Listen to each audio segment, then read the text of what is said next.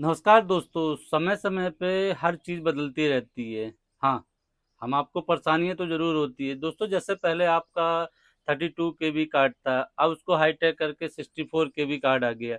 लेकिन दोस्तों परेशानी यहाँ तक नहीं रही, कुछ सिविल में जो ट्रीटमेंट कराते हैं ईसीएसएस के थ्रू, तो वो मिसयूज़ करने लगे। अब जब सरकार को पता चला तो मिसयूज़ कर रहे हैं, तो सरकार ने एक नया ऑप्शंस ला दिया आधार वेरिफिकेशन का।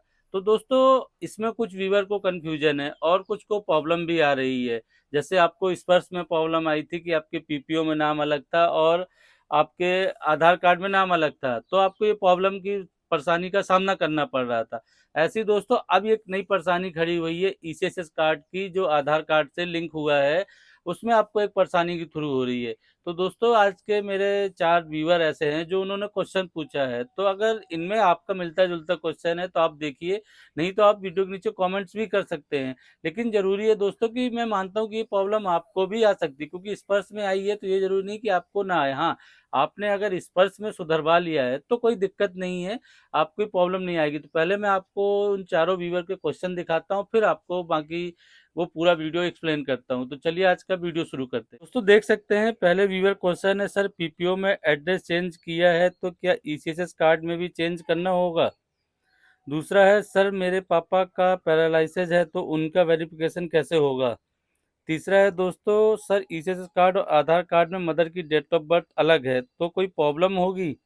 और चौथा है, मेरा कार्ड 2 साल पहले खो गया था, 64 केबी का कार्ड बनाना है, 130 रुपये के ड्राफ्ट किसके नाम पे बनाना है? तो दोस्तों आप देख सकते हैं ये मेरे चारों व्यूवर के क्वेश्चन थे, मैंने आपको शॉर्टकट में लिखा, मैं चारों को एक्सप्लेन करता हूँ। हो सकता है देखिए आप समय रहते कोई भी चीज़ कर लीजिए तो आपको परेशानी नहीं होगी। तो चलिए मैं आपको पहला पॉइंट की ओर। दोस्तों पहला पॉइंट ये है कि इन्होंने पीपीओ में डेट ऑफ बर्थ चेंज किया तो क्या ईसीएस कार्ड में डेट ऑफ बर्थ चेंज करना पड़ेगा? तो दोस्तों अभी ऐसी कोई रिक्वायरमेंट नहीं है, अभी सिर्फ आधार कार्ड की रिक्वायरमेंट है। और वो भी दोस्तों मैं आपको वीडियो की स्टार्टिंग में एक चीज़ क्लियर कर दूं, आपका अगर आधार अभी भी मिसमैच होता है आपके ईसीएसएस कार्ड से, जो आपका ईसीएसएस कार्ड है और आधार कार्ड, ये दोस्तों आपको पड़ेगी सिविल हॉस्पिटल में, जब अपने आप इम्पेयर्ड हॉस्पिटल में ट्रीटमेंट के लिए जाते हैं। क्योंकि दोस्तों बहुत मिसयूज हो रहा था कि ईसीएस कार्ड किसी और का, दिल्ली में कुछ केसेस हुए हैं जो सामने आए, उसके बाद से ये नई प्रणाली आई कि आप जब सिविल हॉस्पिटल में जाते हैं तो आपको आधार मशीन में थंब लगाना पड़ेगा, तो आप वेरीफाई होंगे कि हाँ आप ही ट्रीटमेंट करा रहे हैं। तो दोस्तों पीपीओ में अपडेट किया तो एड्रेस से कोई फर्क नहीं पड़ेगा, आप अभी अपडेट करने की ऐसी कोई ज़रूरत नहीं है। अब चलते जो हमारा दूसरा दूसरा पॉइंट था दोस्तों मेरे व्यूवर का, कि इनके फादर पैरालाइज हैं, अब ये आधार वेरिफिकेशन कैसे कराएंगे? तो दोस्तों मैंने पहले पॉइंट में ही क्लियर किया है, आपको भी ये ध्यान देना है कि आपको ईसीएचएस पॉलीक्लिनिक, आप पॉलीक्लिनिक में जब जाते हैं तो वहाँ आपको कोई वेरिफिकेशन नहीं कराना पड़ता है, वहाँ आपको सिर्फ आपका ईसीएसएस कार्ड चाहिए। क्योंकि आप ऑटोमेटिक ही जब आप मशीन में डालते हैं तो वहाँ तो वेरिफिकेशन ही हो रहा है ना, वहाँ तो फोटो सहित आपकी आईडी दिख रही है, तो वहाँ आपको दिखाने की या वेरिफिकेशन कराने की कोई ज़रूरत नहीं है। हाँ, आपके फादर पैरालाइज है तो आप ईसीएचएस में तो ट्रीटमेंट करा ही सकते हैं जो पॉलीक्लिनिक है। हाँ, जब आपके फादर को कोई प्रॉब्लम जाती है और इमरजेंसी, ये इमरजेंसी में है दोस्तों, कि आप इमरजेंसी में किस सिविल हॉस्पिटल में जाते हैं, जो सिविल हॉस्पिटल इम्पेयर्ड हॉस्पिटल हो ईसीएचएस का, जब उसमें जाते हैं तब उसमें आपके फादर का आपको इमरजेंसी पड़ेगी आधार वेरिफिकेशन के लिए, तो हाँ ऑटोमेटिक मशीन होगी, तो वो टाई अप होना चाहिए आपके पापा के जो ईसीएसएस कार्ड है उसमें, आपका जो नाम है वो आधार कार्ड में नाम एक होना चाहिए, नहीं तो मशीन टैली नहीं करेगी। तो दोस्तों आपको वेरिफिकेशन की कोई टेंशन लेने की जरूरत नहीं है। अब चलते हैं दोस्तों जो तीसरा पॉइंट है, तीसरा पॉइंट है ईसीएस कार्ड और आधार कार्ड में डेट ऑफ बर्थ चेंज है तो क्या कोई प्रॉब्लम आएगी? तो दोस्तों इसमें कोई प्रॉब्लम नहीं है, क्योंकि आपने जब स्पर्श में माइग्रेशन हुए थे तो आपकी डेट ऑफ बर्थ का नहीं देखा गया था, आपके सिर्फ नाम का, जो आपका नेम है, आपका नेम, जो आधार कार्ड का पीपीओ का नेम, दोनों का सेम होना चाहिए। डेट ऑफ बर्थ तो बात का मसला है, तो इन दोनों मैच होते, जब सिविल हॉस्पिटल में जाएंगे तो थंबनेल प्रेस होगा।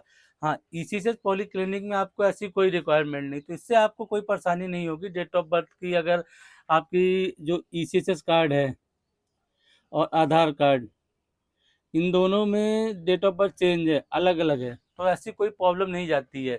आपको ट्रीटमेंट मिलता रहेगा। आपका सिर्फ आधार में नाम जो है वो ईसीएसएस कार्ड में नाम होना चाहिए, ऐसी कोई प्रॉब्लम नहीं है। अब चलते दोस्तों, जो चौथे व्यूवर थे उनका क्वेश्चन क्या था कि उनका 32 KB कार्ड था, अब वो लॉस हो चुका है। अब वो 64 KB का कार्ड जो बनाना चाहते हैं, तो 130 रुपये का पूछ रहे हैं कि ड्राफ्ट किसके नाम पे बनेगा। तो दोस्तों मैं आपको क्लियर कर दूं कि अभी सब ईसीएस कार्ड ऑनलाइन बनते हैं। उसके दो तरीके हैं। दोस्तों आप एक स्वयं लैपटॉप से बना सकते हैं, या फिर आप अपने ईसीएसएस पॉलीक्लिनिक में जाके बनवा सकते हैं। अब दोस्तों जो भी कटिंग होती है वो ऑनलाइन कटिंग होती है। आप जब लैपटॉप से बनाएंगे तो उसमें आपको ऑप्शंस आएगा, दो ऑप्शंस, जैसे आप 32 KB से 64 KB में कन्वर्ट करना चाहते हैं, या आप 64 KB का न्यू कार्ड बनवाना चाहते हैं। तो जो ऑप्शंस, 4-5 ऑप्शंस खुलते हैं, आप ऑप्शंस में जाके आप खुद बना सकते हैं। हाँ, अगर आप पढ़े लिखे हैं, आप लैपटॉप चलाना जानते हैं, तो उसमें आपको दिक्कत नहीं जाएगी। उसमें आप लॉस्ट कार्ड में भी जा सकते हैं। बहुत ऑप्शंस हैं दोस्तों। हाँ, ड्राफ्ट की जो बात है, ड्राफ्ट नहीं बनता।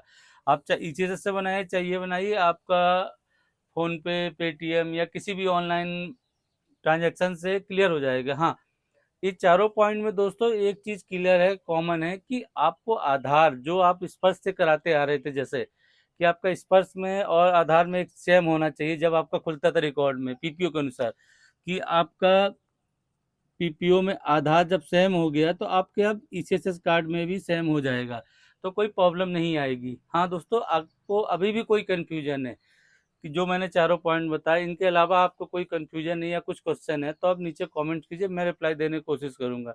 मिलते हैं एक नए वीडियो में। नमस्कार दोस्तों।